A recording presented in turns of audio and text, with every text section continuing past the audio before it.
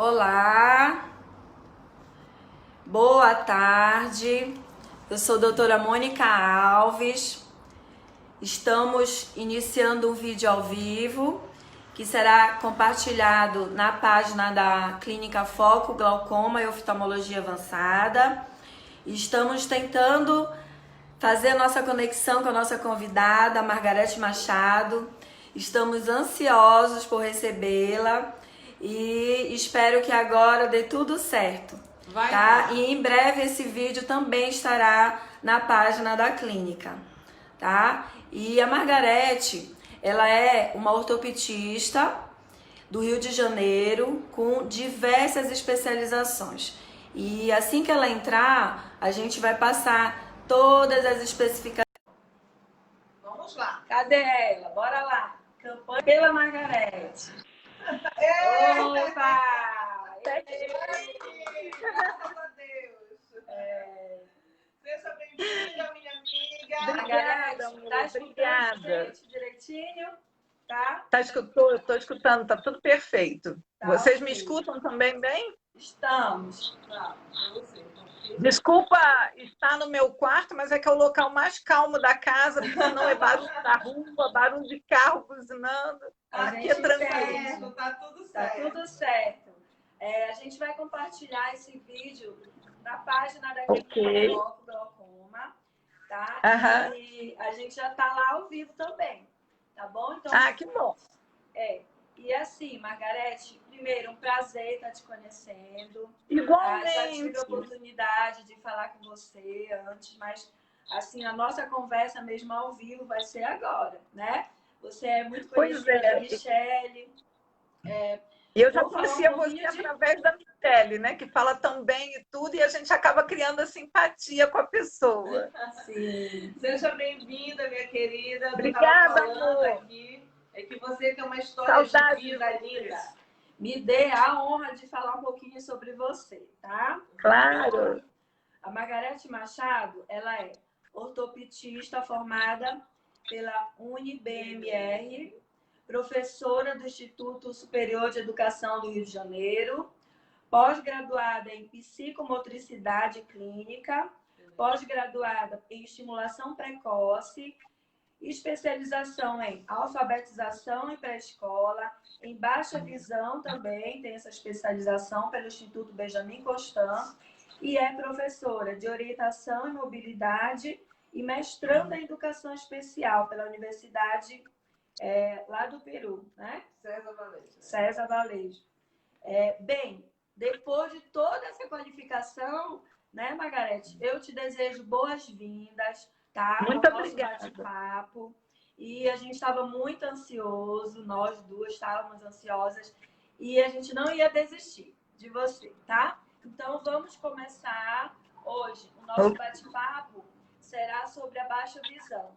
E o nosso objetivo é informar sobre a baixa visão, suas peculiaridades e também dar um novo significado a ela, né? Porque nós sabemos que no mundo de hoje, mundo globalizado, a gente tem que oferecer para essas pessoas uma inclusão, a gente tem que ser mais receptivos, a gente tem que estar sempre pensando que essa pessoa pode ser um filho nosso, né? Um parente nosso, e inclusive vamos compartilhar a história também da nossa Margarete. Quer falar alguma coisa? Sim, minha querida, seja bem-vinda. E eu falei aqui para a doutora Mônica, quando eu falei de você, né, que você é uma referência para mim.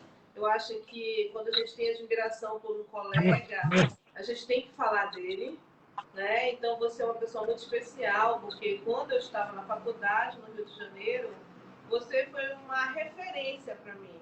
Da forma como você conduzia aquela faculdade, estando nela, da forma como eu cheguei a ver você levar a sua filha para a faculdade, né? Então aquilo tudo foi uma grande observação, foi um laboratório, foi um aprendizado. Então, seja bem-vinda, eu tenho muito orgulho de ser sua amiga. Obrigada. Então, agora nós vamos deixar, Margarete, você com a palavra, tá? Fale um pouquinho da sua experiência na baixa visão. tá bom? Um pouquinho não. Fale tudo. A gente quer saber tudo. Tudo que der. Então, a minha primeira formação foi dentro da educação. Eu seguia nessa profissão feliz e tranquila, até o dia em que eu peguei o primeiro aluno com uma deficiência. E, naquela época, eu me formei em 1983, a gente não tinha a internet, não tinha tantas coisas, tanta informação à mão, e eu fiquei completamente perdida, não sabia o que fazer com aquele aluno, e aí comecei a pesquisar, a ler e me informar. Fui parar dentro do Benjamin Constant, fazendo um caminho meio complicado, porque eu primeiro fui aprender Libras, porque eu queria trabalhar com surdos. Conheci uma pessoa muito especial que trabalhava com surdos cegos, eu nem sabia que existia essa deficiência. Quem já viu, já pegou um paciente com síndrome de Usher, sabe o que eu estou falando. E aí, então, eu me apaixonei pela deficiência visual e fui aprender cada vez mais. Então, fiz curso de Braille, de orientação à mobilidade, de Soroban, de tudo que eu pudesse aprender dentro desse universo da deficiência visual. E aí, depois, por uma coincidência do destino, ou talvez Deus estivesse me preparando para esse caminho, eu tive uma filha com deficiência visual. E tudo que eu aprendi durante... Conte pra gente como foi essa sua experiência, né? Então, assim, você teve uma filha, você descobriu a deficiência dela. Com quantos anos ou meses ela tinha? Então, a minha filha nasceu prematura e ela teve várias complicações durante a UTI. E eu já sabia, quando ela saiu da UTI, que ela teria algum problema. Eu não entendia muito bem naquela época, eu não sabia que a prematuridade poderia causar uma deficiência visual, então a minha preocupação seria um atraso motor ou alguma lesão cerebral, enfim, eu não passava pela minha cabeça que eu pudesse ter que ela pudesse ter alguma deficiência visual. Então, eu descobri logo depois dela sair da UTI, de vir para casa, e nessa época, então, eu peguei tudo que eu sabia, tudo que eu conhecia, tudo que eu tinha aprendido durante a minha vida para praticar com ela. E eu parei durante 2 anos toda a minha vida, parei de trabalhar, parei de fazer tudo, somente para me dedicar a ela. E ela foi uma razão a mais para eu me especializar cada vez mais, aprender cada vez mais. E caminhei por esse mundo. Agora eu me dedico muito à parte de baixa visão, justamente por conta dela, que foi um incentivo a mais. Mas as pessoas geralmente acham que eu entrei nesse mundo por conta dela, mas não, eu já trabalhava na área quando ela chegou. E é engraçado como é o destino, né, Deus? Porque às vezes ele nos capacita depois, né? Às vezes ele já nos está preparando antecipadamente também. E mesmo que a gente se sinta tão preparada, quando a gente tem uma notícia, né, de uma pessoa próxima do filho, a gente também percebe o quanto que a gente ainda pode oferecer a mais, né, no nosso serviço. Claro. Então, eu acho que isso deve ter acontecido com você. Você já trabalhava com deficiente e quando você descobriu sua filha, você acabou se aperfeiçoando ainda mais, né? E hoje a gente quer assim saber um pouco das coisas que você oferece, Margarete, indica e ofereceu para sua filha e usa nos seus pacientes para dar uma qualidade de visão e, claro, uma inclusão social para ela. Eu quero assim a tua experiência com ela e no geral, tá? Claro. O que acontece? Lógico que ninguém sonha, ninguém pensa, quando eu crescer vou me casar e vou ter um filho cego. Evidente que não. Mas a deficiência, ela está presente na vida da gente em qualquer ponto da vida. Você pode ter um filho deficiente, seja ele cego, surdo, com um autismo, enfim, é uma possibilidade, né? Ninguém quer isso, mas é uma possibilidade. Assim como nós podemos ter uma deficiência adquirida na idade adulta, por conta de um acidente, por conta de qualquer coisa. Até se você quebrar a perna na rua, né, a sua mobilidade já fica reduzida, enfim. Então, essa questão da acessibilidade tem que estar presente o tempo todo na vida da gente. Hoje a gente tem uma oferta muito maior de acessibilidade do que naquela época, assim como a gente tem muito mais informação. Eu, particularmente, quando trabalho com os meus pacientes, eu não faço nada diferente com os meus pacientes do que eu faria com a minha filha. E hoje a gente tem muito mais condições, tratamentos, equipamentos, coisas que naquela época não tinha. Estou falando de 25 anos atrás. Então, hoje as pessoas estão mais informadas, mas mesmo assim, claro, é um choque. Você não esperou um filho com algum problema. E só que o que os pais têm que ter em mente, eu converso isso sempre com os meus pacientes, é que a reabilitação é uma corrida contra o tempo, principalmente com um bebê, principalmente com uma criança, porque a gente sabe que existe uma janela de oportunidades e essa janela vai se fechando ao longo do tempo. É claro que hoje a gente sabe que existe a plasticidade neuronal e a gente faz uma reabilitação em qualquer idade, mas na criança é uma corrida contra o tempo.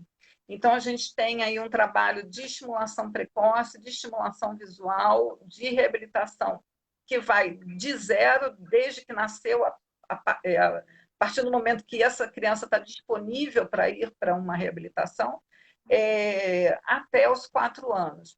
E eu digo por que até os 4 anos, né? Depois não precisa, claro que precisa, mas aí muda o foco. Porque, em princípio, a gente tenta reabilitar a visão perdida. A partir do momento que ela tem 4, 5 anos, a gente já tem que começar a pensar na escolarização dessa criança. Como vai ser o ingresso dela na escola? Que tipo de recurso ela vai precisar? Isso daí, Margarete, só um pouquinho. Isso daí deve ser... Claro. Assim, a gente tem aquela primeira infância, né? Onde a criança com baixa visão, os pais ainda estão se adaptando também a essa situação, porque é uma adaptação mútua, né? Então, claro. A gente ainda não chegou na parte da escola. Quando chegar um novo desafio, né, Margarete? Como que essa criança vai ser alfabetizada? Como que ela vai ter que se comunicar no seu dia a dia? Então, é bem complicado. Isso é uma grande ansiedade. Aí, nessa fase, você diz que após os 4 anos muda o foco da estimulação, do treinamento. Isso, porque a gente sabe que dentro da baixa visão você tem uma gama enorme, né? de 20/100 até a cegueira legal, 20/800, enfim, a gente tem uma gama enorme de tipos de patologia, de tipos de consequência dessa patologia. Então, algumas crianças não vão ter visão central, outras não vão ter visão periférica, precisam um enfoque maior na leitura, foco maior na adaptação de recursos, outros na orientação à mobilidade. Então, a gente vai adaptando a reabilitação em relação à necessidade desse paciente. Seja ele criança, jovem ou adulto, cada um vai ter uma necessidade diferenciada. E a gente precisa, então, conduzir essa reabilitação de modo que contente o que os pais, principalmente, estão visando no futuro. Então, assim, existe uma grande ansiedade por conta dos pais em saber o que é que meu filho vai poder fazer, o que ele vai ter quando crescer, como que ele vai estudar. Então, assim, é uma carga emocional muito grande. Então, como eu falei, ninguém sonha em ter um filho com problema, mas a partir do momento que ele chega, você só tem 2 opções. Ou você abraça a causa e ajuda e se entrega e incentiva o seu filho, ou você abandona. Não existe outra opção. Então, a gente precisa envolver os pais nessa reabilitação. Quando a gente está falando de um bebê até os 4 anos, mais ou menos, eu exijo que a família participe dessa reabilitação. Por quê? Eu faço um atendimento semanal, às vezes 2 vezes por semana, enquanto que essa família está com a criança 7 dias na semana, 24 horas do dia. Então, se essa família está engajada no processo de reabilitação, se eu mostro o que eles têm que fazer, como trabalhar com aquela criança, o ganho deles é muito maior lá na frente.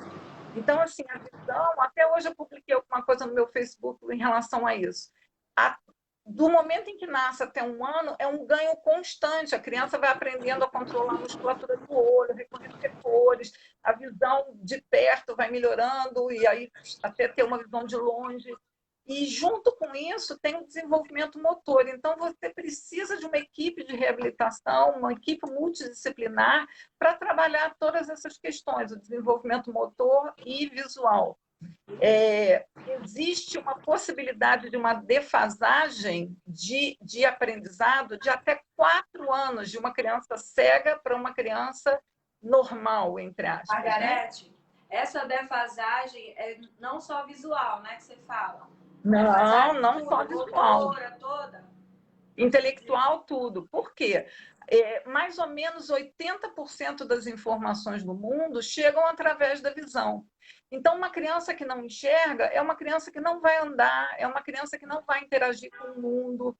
Existem pais que não se comunicam com a criança, então lá tem um atraso de fala, outros, pela ação contrária, estimulam demasiadamente a função auditiva, e a criança, então, tem um excesso de estímulo e vai ter um comportamento diferenciado. Essa orientação, ela é dada por nós profissionais, né? Ortopetistas, oftalmologistas, pediatras, neuro. Então, toda a equipe multidisciplinar, terapeuta, fisioterapeuta, fonoaudiólogo, todos eles têm que ter essa orientação para informar os pais, né? Os pais, eles têm que ser inclusos nesse processo, né? E assim, e no seu dia a dia, você trabalha com uma equipe, Margarete? Ou você indica alguns profissionais também, para chegou uma criança de baixa visão, quais são os profissionais básicos, multidisciplinar, que você aconselha os pais a procurarem, se eles ainda não tiverem procurado? Eu já tenho uma equipe com quem eu trabalho, então, se eu preciso de um fisioterapeuta, eu já tenho uma pessoa que trabalho, uma terapeuta ocupacional, psicólogo, geralmente, para os pais, mais para os pais do que para as crianças. O que acontece? A gente... Essa parceria com outros profissionais, principalmente com um médico oftalmologista, é imprescindível. O médico oftalmologista é importantíssimo no processo de cura, de tratamento. Então, um exame que precisa fazer, um tratamento, uma medicação, é importantíssimo. Só que saiu do consultório, essa criança precisa interagir com o mundo, precisa viver, precisa adquirir experiências, ir para a escola, né? Então, essa parte da reabilitação também é essencial na vida da criança, em qualquer deficiência, não só na visual. Mas a deficiência visual, ela limita muito a sua ação social. Então, a gente precisa ter também médicos que estejam dispostos a encaminhar, porque o médico é visto como Deus pelo paciente, né? Então, o meu médico recomendou, o meu médico pediu, o meu médico... Então, é tão importante quando o médico entende a importância da reabilitação e indica para o paciente: procure tal lugar, procure tal profissional, procure um atendimento para o seu filho, né? E essa parceria é fantástica, assim como vocês têm essa parceria, né? Você e a Michele. Eu acho assim, Margarete, que a gente tem que sair, assim, os pais também, eles não entendem que isso abrange uma série de estímulos, né? Quando eles chegam no nosso consultório, a gente faz o que eles querem? Saber o problema que a criança tem e tentar passar um óculos para resolver aquela situação, né?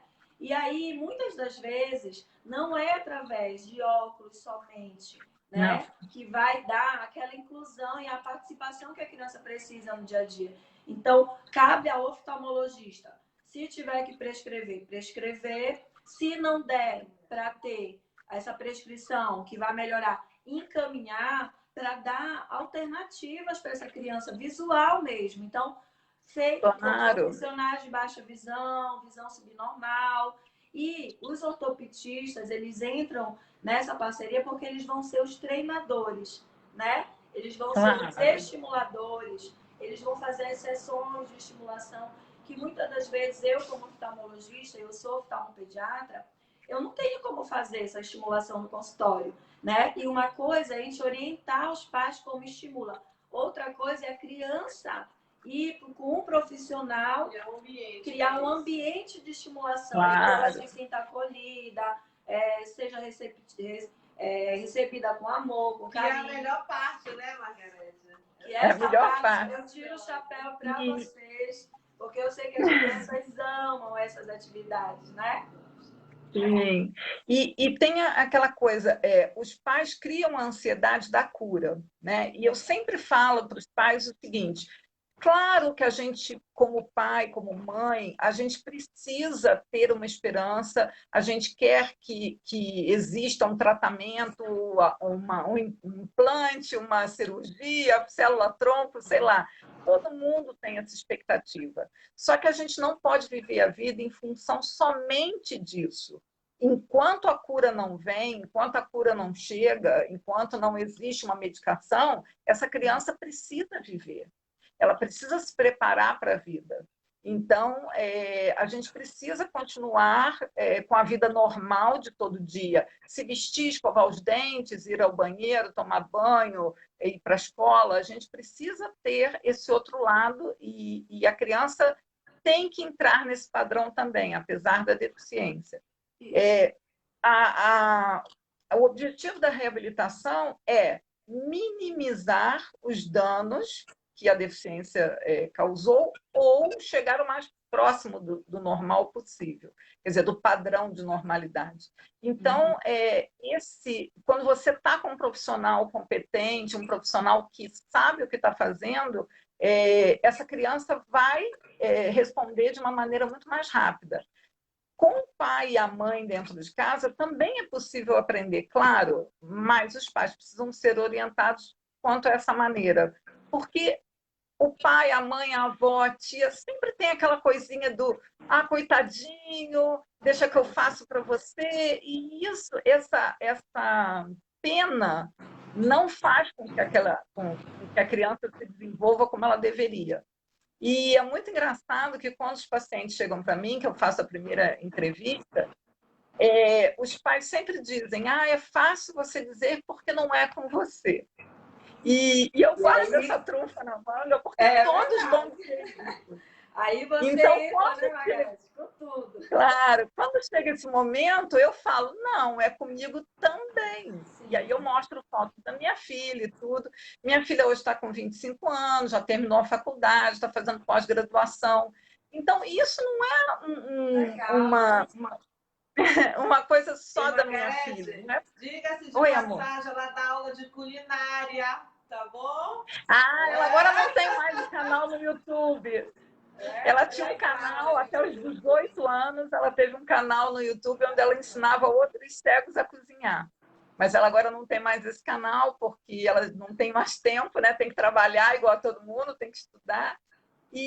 Então, assim, essa coisa da vítima, da pena, dentro da reabilitação, não cabe isso. Você precisa ser um pouco frio e dizer: não, tem que fazer, tem que aprender, tem que realizar aquilo, né? Essa criança precisa aprender as coisas como outras crianças aprendem. E eu sempre falo para os meus pacientes o seguinte: por mais que você queira ajudar seu filho, você não vai durar para sempre. Eu já estou velhinha, cheia de cabelo branco, então daqui a pouco minha filha está sozinha no mundo, espero em Deus que ela tenha filhos e tal, mas ou se não tiver, vai estar sozinha. E ela não vai ser um peso para ninguém, porque ela sabe se virar sozinha. E o mesmo que eu fiz com a minha, eu quero fazer com os outros. Eu quero que os meus pacientes também tenham essa oportunidade na vida. Então, outra questão, a gente sabe que existem algumas patologias que são progressivas, outras estacionam. Então, a visão que a criança tem hoje pode não ser aquela mesma amanhã. Então, a gente precisa também preparar os pais para que ela tenha uma piora naquela visão e ela tenha que, eventualmente, o óculos não vai servir mais, né? A lupa não vai servir mais, e, eventualmente, ela tem que aprender o braille, ela tem que aprender coisas de cego, né? Os pais têm mais facilidade em aceitar a baixa visão, porque eles dizem, meu filho tem baixa visão, é melhor do que ser cego. Né? Então, tem isso, né? O óculos, as pessoas sempre querem tudo o mais próximo da normalidade, e nem sempre. Às vezes, você até consegue adaptar um óculos, uma lupa, enfim, mas o esforço visual que aquela criança vai fazer para ler, às vezes ela tem dor no pescoço, dor de cabeça, tem que aproximar demais, dói o olho. Então, uma coisa é a visão funcional, que você vai aproveitar ao máximo para que ela tenha uma qualidade de vida melhor, e a visão educacional, porque educacionalmente é difícil ler um livro. Imagina uma criança pegar um livro, 3, 4 capítulos de um livro, chegando pertinho do olho, né, numa postura ruim, com dor no pescoço, dor na cabeça. Então, a gente precisa conversar muito com os pais, preparar muito para que eles aceitem o que vai acontecer no futuro. A velocidade, né, da leitura, a velocidade do aprendizado, ela muda muito. Então, nesse tempo agora de pandemia, onde nós, pais, tivemos que dar aulas para os nossos filhos em casa, online, a gente viu quanto que a gente precisa ter paciência com uma criança, né, Michele? Uma criança que enxerga teoricamente bem. Aí você ultrapassa isso para o mundo da baixa visão, você vai ver o quanto que é difícil, que você precisa realmente estar entregue naquela atividade, ter paciência, porque eles vai ser um processo mais lento. Essas doenças que são progressivas, né, como a retinose pigmental, o albinismo, alguns que ocasionam, que a gente sabe que, por enquanto, infelizmente, não tem uma cura e a tendência é progredir, eu acho que a gente tem que trabalhar assim já com a cabeça, tanto dos pais quanto dos cuidadores, dos avós, né? Para no futuro já estarem preparados. Claro, e assim, a gente não tem essa cultura da prevenção, né? Então, as pessoas às vezes já vão ao médico quando a coisa já não tem mais para onde ir. Então, quando a gente trabalha com o sentido de preparar essa família, de fazer um acolhimento desde que nasce, vai encaminhando, a gente cria uma parceria muito bonita. Eu costumo, depois que a criança entra para a escola, ir até a escola, eu faço uma palestra com os professores, converso sobre as necessidades, às vezes a escola retorna e diz, olha, ele não está conseguindo essa letra, o que a gente faz? Ele não está conseguindo ler dessa maneira. Então, a gente vai adaptar os recursos óticos necessários, mas também os não óticos. Então, se aquela criança tem uma fotofobia, por exemplo, eu preciso informar informar a escola que ele precisa sentar longe da janela para que aquela luz não incomode, ou que ele precisa sentar mais perto do quadro. Se essa criança vai usar um telesistema, eu preciso fazer o treinamento para que essa criança possa ler o quadro negro. Então, que agora não é mais quadro negro, agora é branco. Branco. Então, e os celulares, porque um tempo atrás, uns anos atrás, os sistemas de vídeo eles eram bem caros, né? Para as crianças, os adultos, os idosos terem o acesso. Ainda são caros. Mas hoje a gente tem o acesso ao celular, né? Alguns aplicativos que nos ajudam, aumento de letras. Então, a gente tem como aumentar letra do que a gente está escrevendo, melhorar o contraste. Tem como você passar o vídeo do celular em cima, e o celular vai lendo e você vai escutando. Então, hoje, nós temos uma gama de alternativas, né? Sim. Tu tem experiência, Margarete, com essa parte de tablet, de celular? Você usou na sua filha?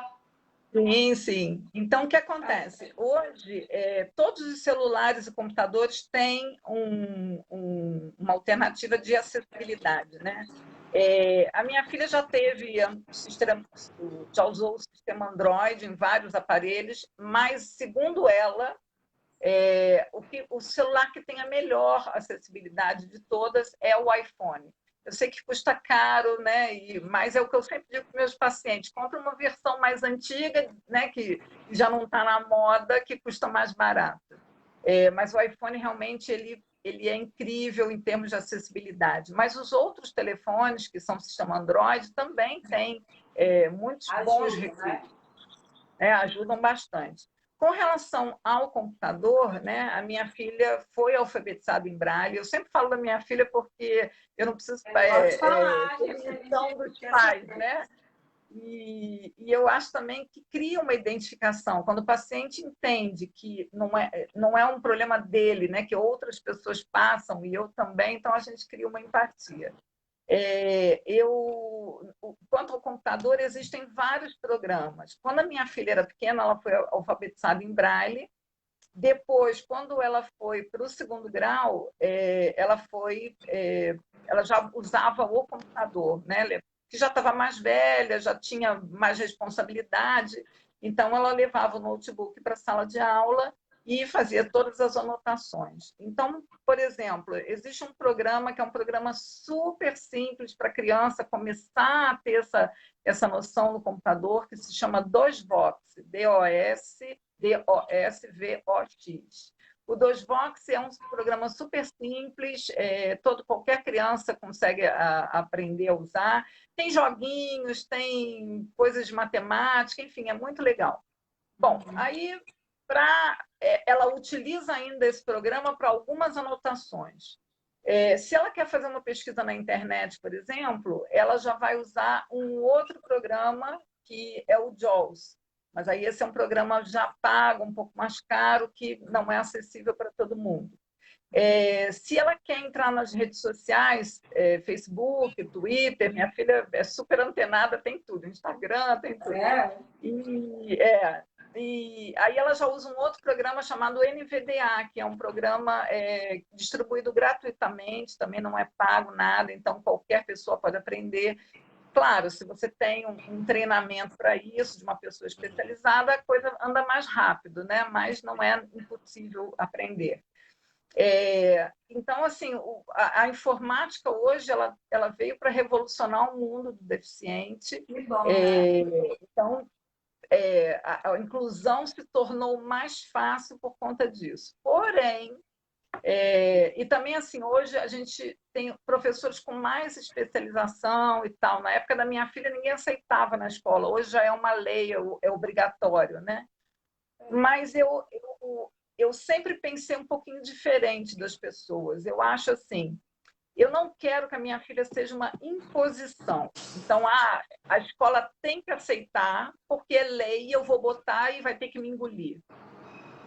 Eu prefiro ir na escola, conversar com as pessoas e perceber se ela é bem-vinda ou não.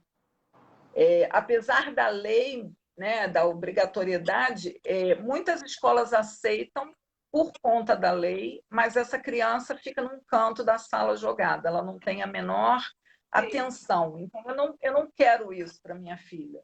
Então, eu vou e converso. Fala um pouquinho dessa experiência. Você vai na sala de aula ver? Você ia, então, né? eu vou na sala de aula. Bom, agora a última aula que ela já estava na faculdade. E olha que interessante, quando ela entrou para a faculdade, eu tinha acabado de chegar no Brasil, porque eu morei um tempo fora, e eu tinha acabado de chegar no mês de fevereiro, e a minha filha falou: mãe, agora o ano letivo e tal. E aí eu falei: nossa, você não vai esperar até o fim do ano para fazer outro Enem? Porque ela já tinha feito um Enem, passou, e aí eu viajei, ela teve que largar a matrícula. Eu falei: você não vai esperar.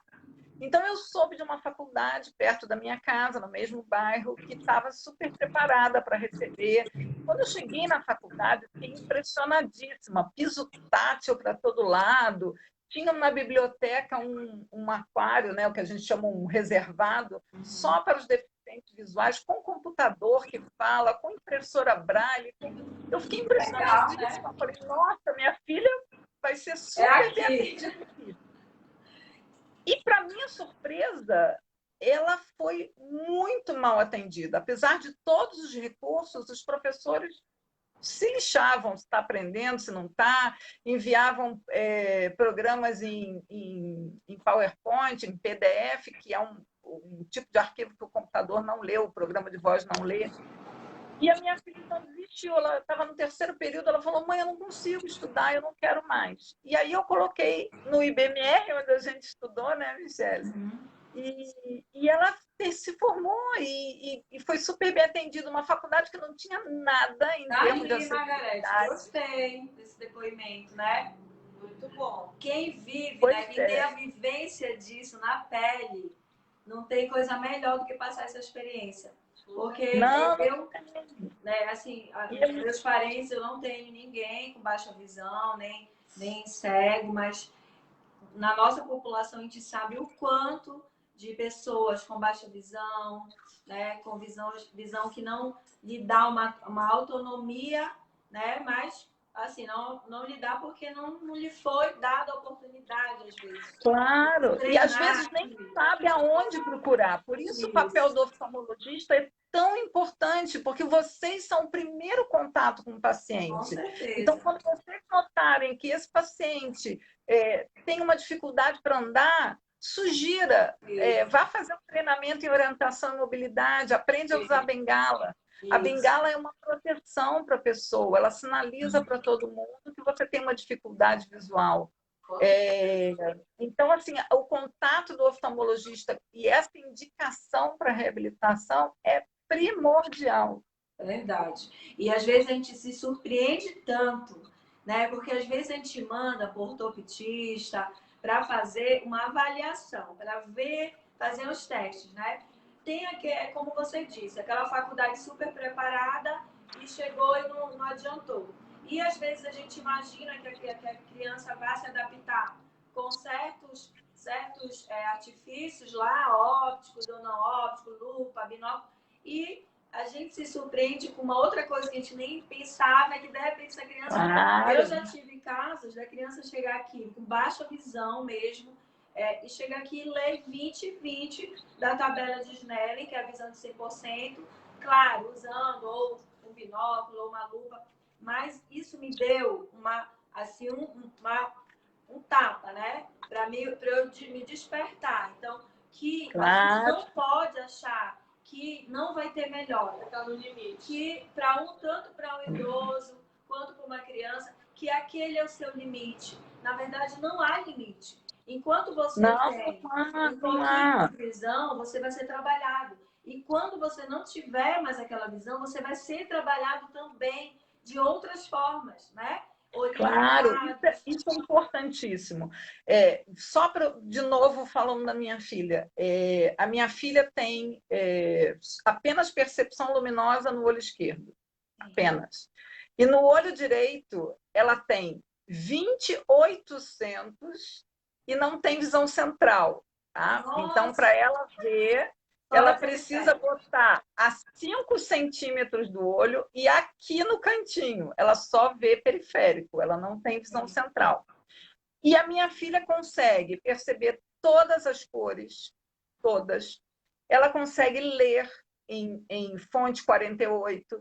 Então, claro que educacionalmente ela precisou aprender o braille, mas esse pouquinho de visão que ela tem é o suficiente para ela escolher a roupa que combina, para ela perceber se tem alguém passando na frente dela. Às vezes eu quero deixar um bilhete para ela, eu pego um pilô e escrevo grande e ela lê. Então, a gente precisa ter esse olhar de que a reabilitação é importante, que ela pode fazer diferença na vida do paciente.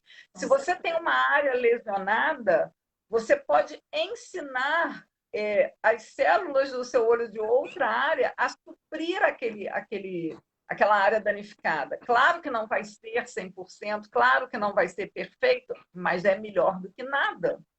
E as crianças se surpreendem muito, é uma corrida contra o tempo.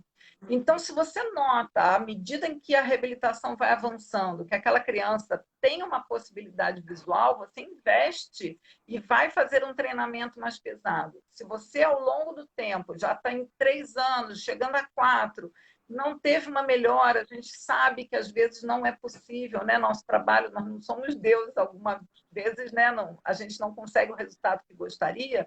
Então, você já tem que começar a preparar para a leitura do Braille. Então, essa criança precisa ter o tato estimulado, sabe? Precisa começar a aprender orientação e mobilidade, porque eu sou a favor, desde 2 anos de idade, do uso da bengala, embora muitas instituições só deem a bengala para a criança quando ela já é adolescente, 13, 14 anos. E Margarete, então, essa bengala, ela tem essa diferenciação de cores mesmo no dia a dia? Não entendi a pergunta, desculpa. O uso da bengala, ela é diferenciada por cores? Isso é usado no dia a dia? Tipo a verde? O que acontece?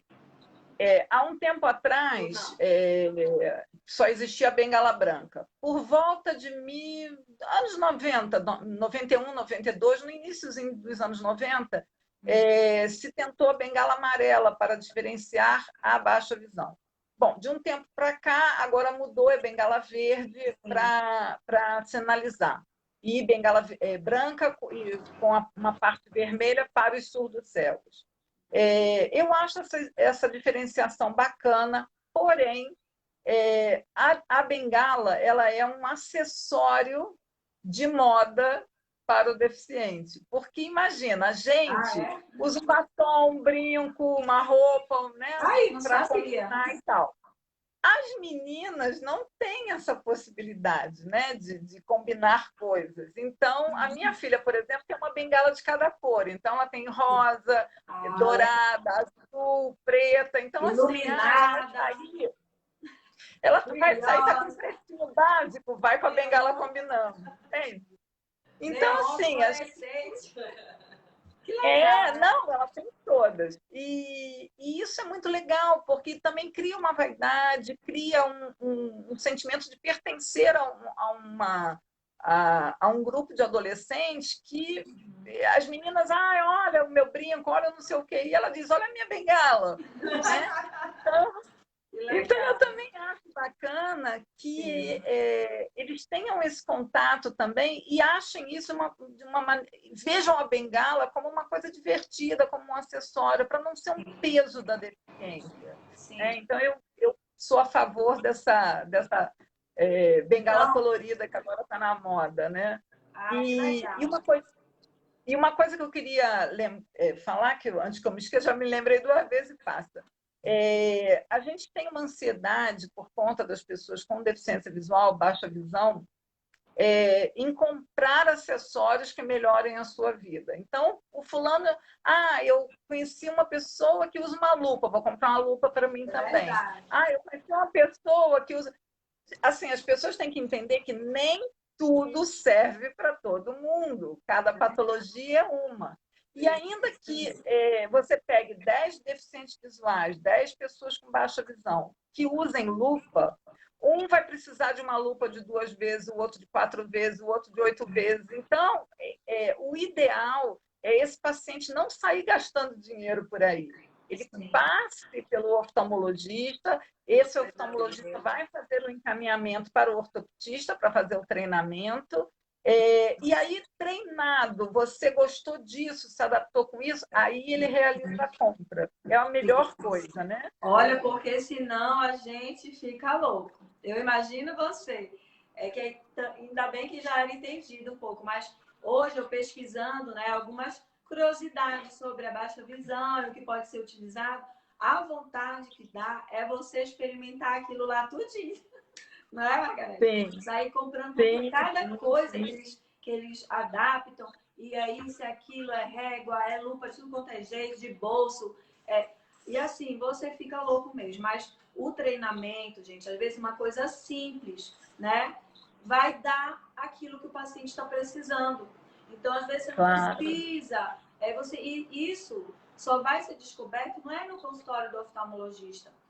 O oftalmologista de baixa visão, subnormal, ele ele tem tudo isso no seu consultório, pode treinar, tá? Mas às vezes requer tempo, requer várias voltas do paciente ao consultório, né? Onde ele traz o que ele quer. Então, tem alguns estados em que, infelizmente, não tem os profissionais da ortóptica.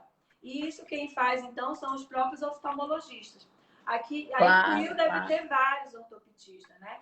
Aqui em Belém... Aqui no Rio tem bastante. Pois é. Imagina um estado, uma cidade onde não tem esse profissional. Então, quem tem que se capacitar é quem está atendendo aquela criança. E para a parte visual, nada mais justo e sério de que seja uma pessoa da área médica, né? Que tenha uma especialização e que entenda de visão, né? No caso, o oftalmologista. E o oftalmologista, todos podem auxiliar nessa orientação e também estudar e se aprimorar, porque nós, os oftalmos, nós somos a primeira porta onde esses pais procuram, para onde os professores mandam, né? Então, vá no oftalmo, né? Já mandam assim. E daqui a gente tem que ter uma visão de onde a gente vai mandar para aproveitar tudo que aquela criança ou com aquele idoso pode melhorar. Eu falo muito de criança, Margarete, e a tua experiência com idosos, com pessoas que já enxergaram um dia e que agora não estão mais enxergando como antes, que eu acho que é bem mais, gera um pouco mais de aflição, não é, Margarete? Fala um pouco. Claro. O que acontece? A criança não é um problema, porque ela nunca enxergou de outra maneira. Então, ela vai crescer já habituada nesse mundo.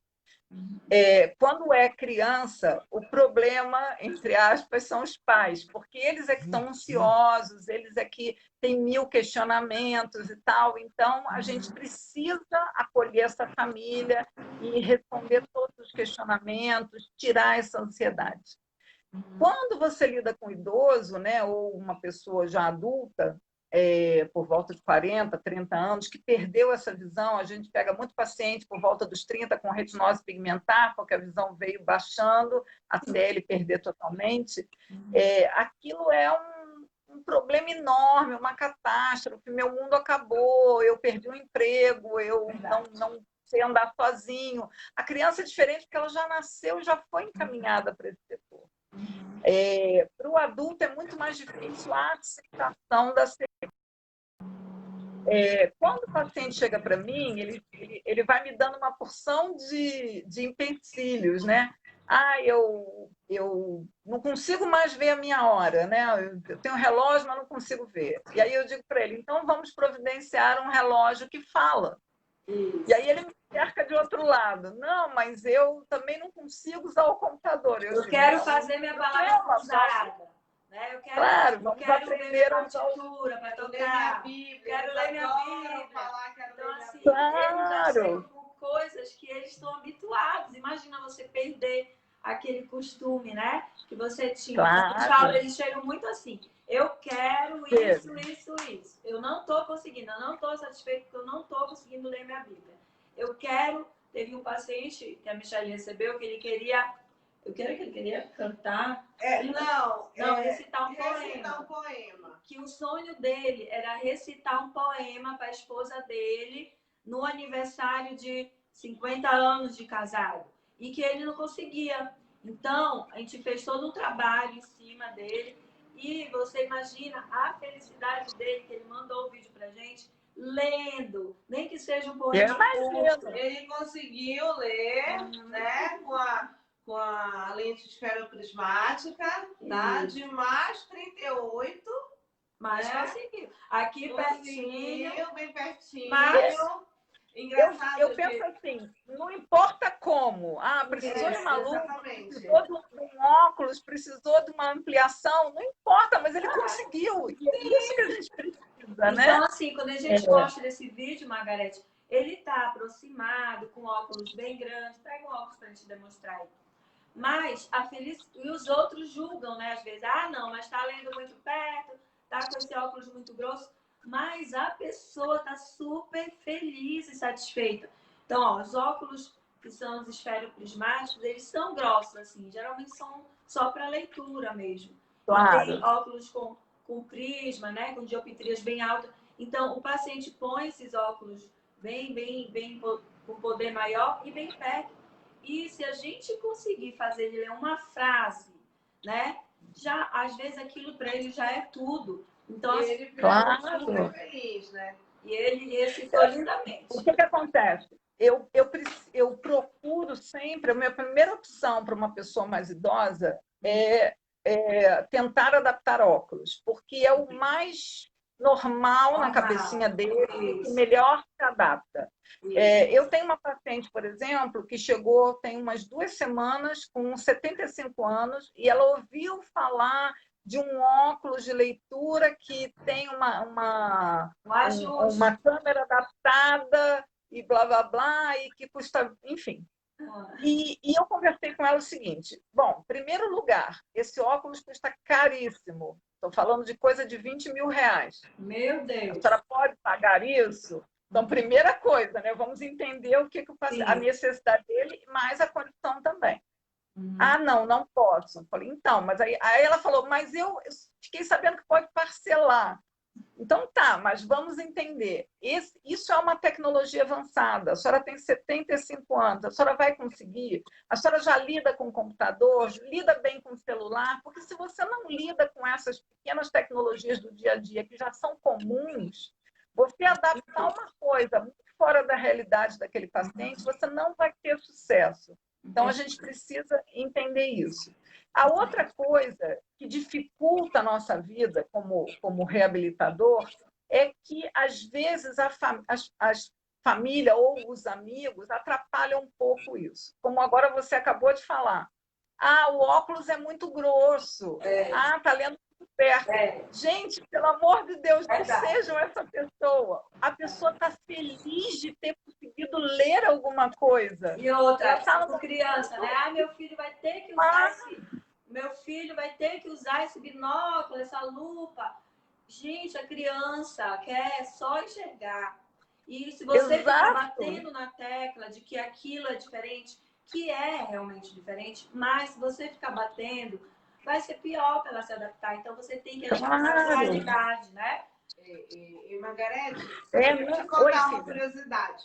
Outro dia eu estava atendendo uma paciente, e eu sempre que o paciente vem comigo no consultório, principalmente o idoso, eu sempre pergunto para ele o que mais ele gosta de fazer, né? Geralmente o que mais ele gosta de fazer é aquilo que ele foi acostumado a vida toda, que ele não consegue ler, não consegue ler a Bíblia, enfim, né? Aí eu disse assim, olha, a senhora vai querer ler, a senhora quer ler a Bíblia, quer pintar, desenhar. Aí uma idosinha bem despachada, sabe? Ela chegou comigo assim e falou assim, olha minha filha, eu fui comerciante a vida inteira e eu quero ter o domínio do meu caixa, eu quero fazer conta. Eu achei o máximo isso, sabe? Eu só quero Claro! Aí eu coloquei, fiz os testes, né? Fizemos o treinamento nela. Aí o óculos esferoprismático, né? O que aconteceu? Eu filmei e vou te mandar esse vídeo. Ela fazendo conta. Ai, que lindo! Assim, foi a pessoa mais linda. E eu virei professora, que ela na hora disse, professora, passa mais conta aqui. E ela somou, dividiu, multiplicou.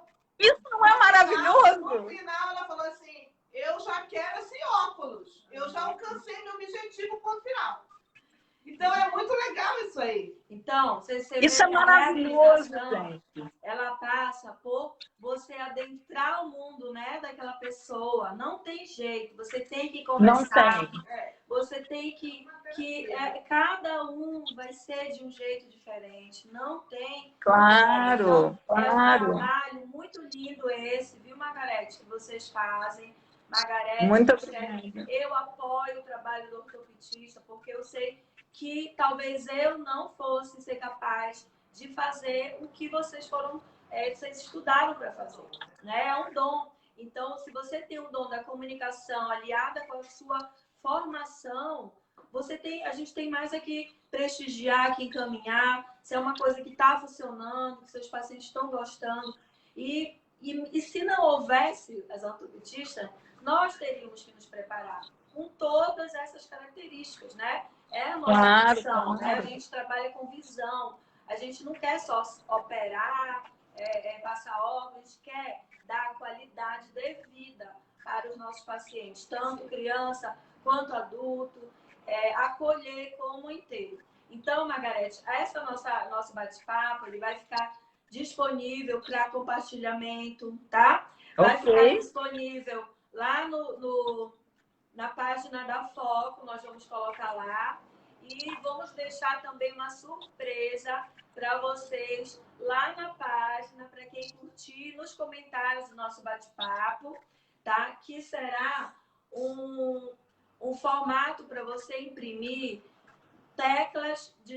as teclas do teclado do computador em letras para baixa visão.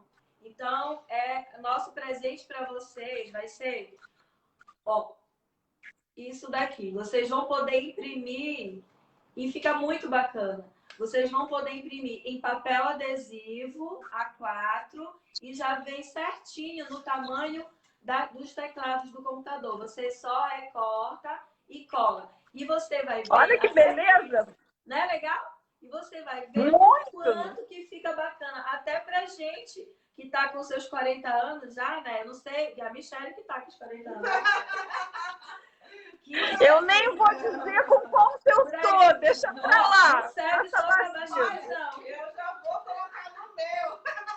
Margarete, isso não substitui o seu óculos, hein, de pé. Claro, claro. Mas quem quiser ter acesso a imprimir na sua impressora normal, imprime no adesivo, recorta e cola. E você vai ver como a sua tecla do teclado vai ficar adaptado para baixa visão e como é importante, como dá uma diferença quando você muda, às vezes, pequenos detalhes da sua casa, por onde você caminha e do seu dia a dia, que você sinalize para aquela pessoa com deficiência, um obstáculo, né? Posso só falar uma coisinha? Desculpa, eu sei que já está terminando. É que você falou agora na sua casa e tal, e eu me lembrei. Uma etapa muito importante da reabilitação com deficiente visual é a AVD, são atividades da vida diária. Eu costumo ir na casa do paciente e adaptar aquele ambiente para ele. Então, assim, às vezes a pessoa tem um deficiente visual em casa e aí você chega na casa da pessoa, tem um banquinho, tem um tapetinho, tem uma mesinha, tem um abajur no meio do caminho, tem... Então, eu faço adaptação até em termos de louça diária, como lavar a louça, como escovar os dentes. Margarete, licença, deixa eu atrapalhar um pouco. A nossa live lá no canal, ela vai ser disponibilizada. Nós tivemos um pequeno probleminha, né? Que infelizmente os nossos pacientes não puderam, e amigos, acompanhar a nossa live ao vivo lá na página. Então, também estão com um pouquinho de problema em acessar por aqui pelo meu canal, mas já vai estar disponível para eles. Você teria como a disponibilidade de fazer uma continuação desse nosso bate-papo semana que vem? Claro, claro. Com certeza. Sobre a parte de idosos, Margarete. Dessa adaptação da nossa vida, da adaptação das atividades diárias da nossa casa.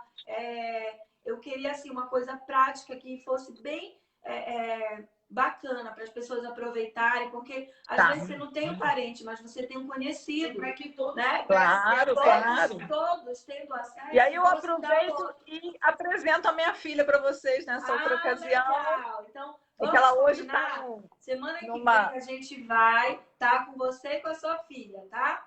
Tá e jóia. A gente vai fazer o fechamento do Chave de Ouro, a gente vai anunciar lá, porque tá bom. Assim, nosso coração tá feliz que a gente conseguiu fazer, mas a gente que bom. feito lá, né? E, Margarete, para fechar hoje a nossa conversa, já a gente vai colocar o link para impressão do teclado, do adesivo, tá? E a gente pode explicar tudinho lá nos comentários. Mas a gente queria encerrar te agradecendo muito, tá? Nada, pela sua paciência pela sua disponibilidade, tá? Obrigada, Margarete. E a gente Obrigada a adora vocês conversar pelo com você. convite. Você Fiquem no meu com Deus. É uma honra coração. saber que tem uma oftalmologista tão envolvida com o nosso trabalho. E Muito você tem que obrigada. vir dar um pulo aqui em Belém qualquer dia certeza, para lá conhecer. Vou sim, vou sim. O convite está feito. Eu queria que você deixasse um recado final para os nossos amigos, clientes aqui da O meu Fox. recado é: pais, profissionais, médicos, não desistam do seu paciente, não desistam do seu filho. Quando a minha filha saiu da UTI, ela saiu com um diagnóstico de que ela seria um vegetal. Saiu o meu alface, né, na pós-graduação já. Então, não desistam nunca, nem do seu paciente, nem do seu filho, de ninguém. Não desista. É isso. Muito bem. Olha, semana que vem, então, a gente se encontra de novo com a sua filha aí do lado, hein? Vai ser Perfeito, tá maravilhoso, ótimo. tá? Tá ótimo. Muito obrigada, a gente adorou. Obrigada a vocês. Tá? Semana que vem vamos combinar então o horário e vai dar tudo certo, tá bom? Um beijo.